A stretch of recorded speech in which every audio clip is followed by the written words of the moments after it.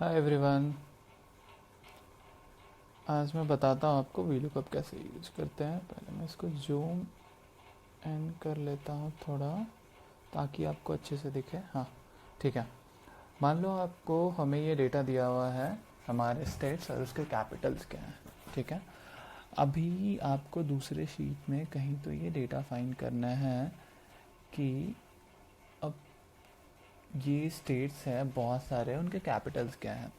अब तो एक तरीका ये है कि आप मैनुअली इधर से कॉपी पेस्ट करो, बिहार की राजधानी इधर पटना है, बिहार के सामने पटना लिखो, ऐसे ही सारे करो।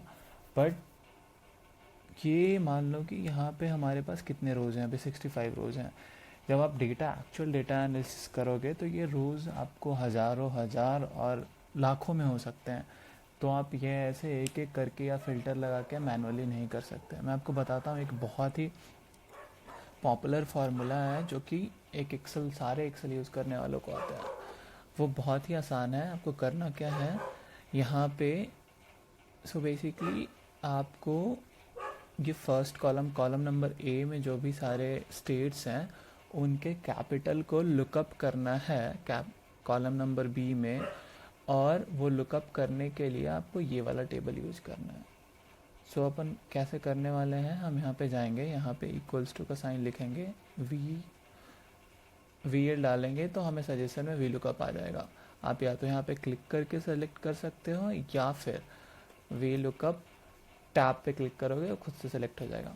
नाउ अब ये पूछ रहा है, वी लुकअप मैंने सेलेक्ट कर लिया फार्मूला, उसके बाद ये पहला, so this is called syntax. जो आपको दिख रहा है ना, lookup value comma table array comma column index number comma range lookup. तो ये बेसिकली आपको बताता है कि फार्मूला का सिंटेक्स क्या है, क्या क्या होना चाहिए। तो सबसे पहले लुकअप वैल्यू है। लुकअप वैल्यू का मतलब हुआ कि हम किस चीज़ का वैल्यू लुक कर रहे हैं, किस चीज़ का वैल्यू ढूंढ रहे हैं।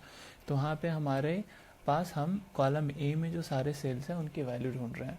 तो हम कॉलम ए में से इसको सेलेक्ट कर लेंगे जिसकी वैल्यू ढूंढ रहे हैं। मान लो इसको हमने सेलेक्ट कर लिया, A2।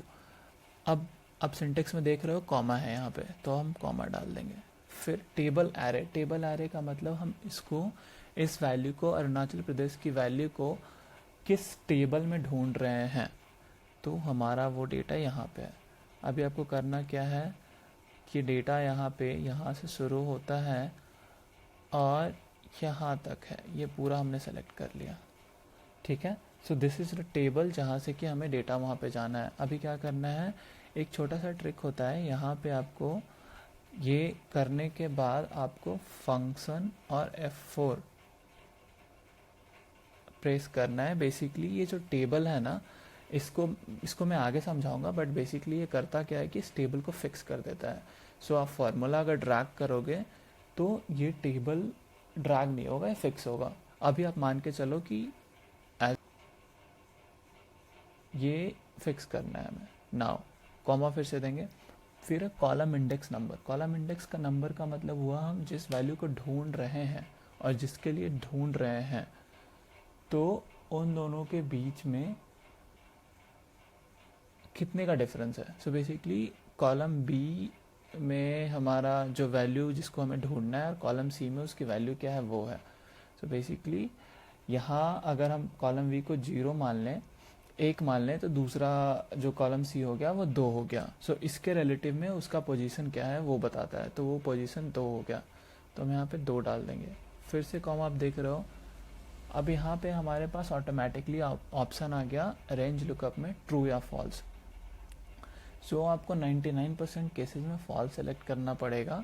ट्रू का मतलब जैसा आप देख सकते हो कि अप्रॉक्सीमेट मैच होता है, और फॉल्स का मतलब एग्जैक्ट मैच होता है।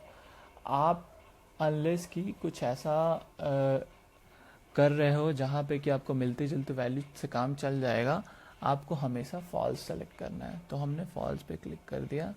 अब हमें ब्रैकेट को बंद करके इंटर प्रेस करना है। आप देखोगे कि यहाँ पे वैल्यू NA आ रहा है, इसका मतलब कि अरुणाचल प्रदेश का वैल्यू वहाँ पे नहीं है, इसको एरर बोलते हैं।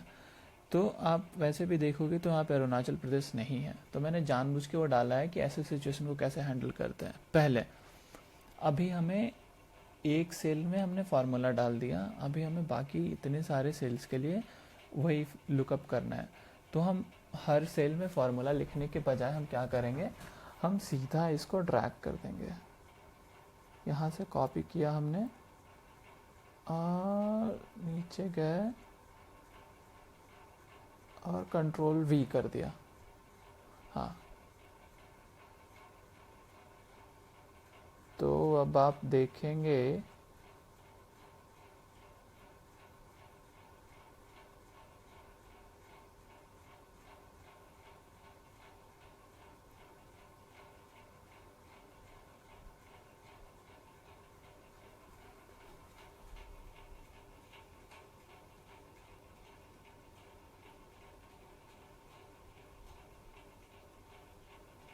कुछ तो गड़बड़ हो रहा है यहाँ पे, ब्लैंक नहीं आना चाहिए, ये भी एरर आना चाहिए। ओह, सो ये भी लोड हो रहा है। मेरे लैपटॉप में थोड़ा, मेरा लैपटॉप स्लो हो गया। हाँ, तो आप देखोगे कि जहाँ जहाँ पे हमें वैल्यू थी, यहाँ पे इस टेबल में जैसे आप देखोगे कि वेस्ट बंगाल की का एन आ रहा है, वेस्ट बंगाल यहाँ पे नहीं है इस कॉलम बी में, इसलिए वहाँ पे नहीं आ रहा है। ठीक है, अब आपको एक और एग्जांपल मैं देता हूँ। मान लो कि आपको वहाँ के चीफ मिनिस्टर का भी वैल्यू निकालना हो, तो यहाँ पे मैंने पहले से चीफ मिनिस्टर का वैल्यू डाल के रखा है, मैंने उसको अनहाइड किया कॉलम को।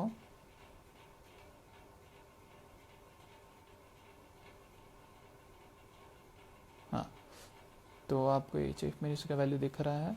अभी मैं बताता हूँ फिर से वैल्यू कप लगा के। इसमें क्या करना है, हमें अरुणाचल प्रदेश का सीएम निकालना है, वैसे ही आसाम बिहार सबका सीएम निकालना है। क्या करेंगे, फिर से इक्वल्स टू डालेंगे, वी लुकअप डालेंगे, टैब से कर लेंगे सेलेक्ट। लुकअप वैल्यू क्या है हमारा, अरुणाचल प्रदेश है। उसके बाद कॉमा है, टेबल एरे क्या है, टेबल एरे।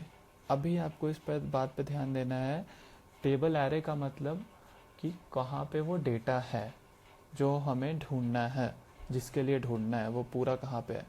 तो आप देखोगे ये पहली बार हमने ये दोनों कॉलम सेलेक्ट किया था, बट आप देखोगे इसमें कि चीफ मिनिस्टर का डेटा नहीं है। चीफ मिनिस्टर का डेटा इंक्लूड करने के लिए हमें ये भी सिलेक्ट करना पड़ेगा, वो हमने सेलेक्ट कर लिया। फिर से इसको फिक्स करना है, तो हम फिर से फंक्शन और F4 क्लिक करेंगे।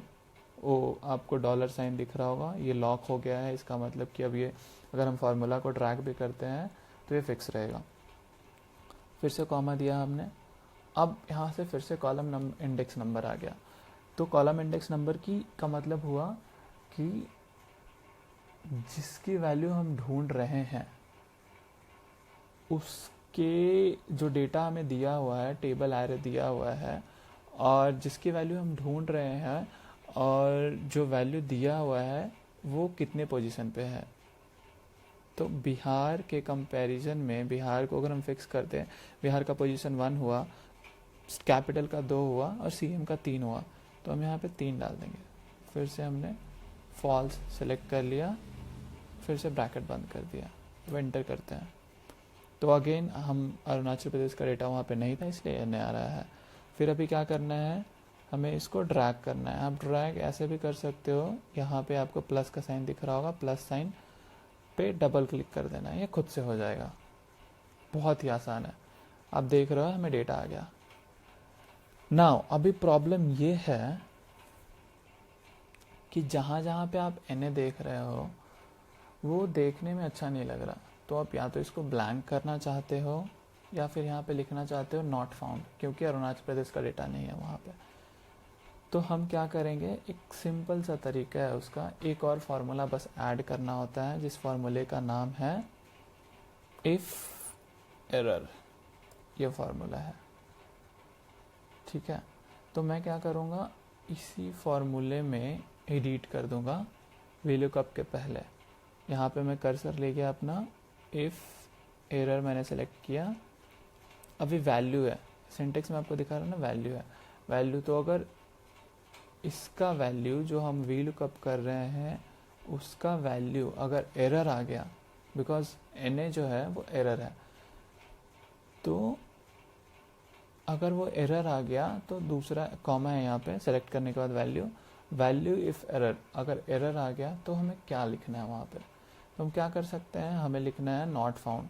तो हम डबल ब्रैकेट में टेक्स्ट है, तो इन्वर्टेड कॉमा में हम टेक्स्ट डालते हैं नॉट फाउंड। से हम ब्रैकेट को बंद कर देंगे।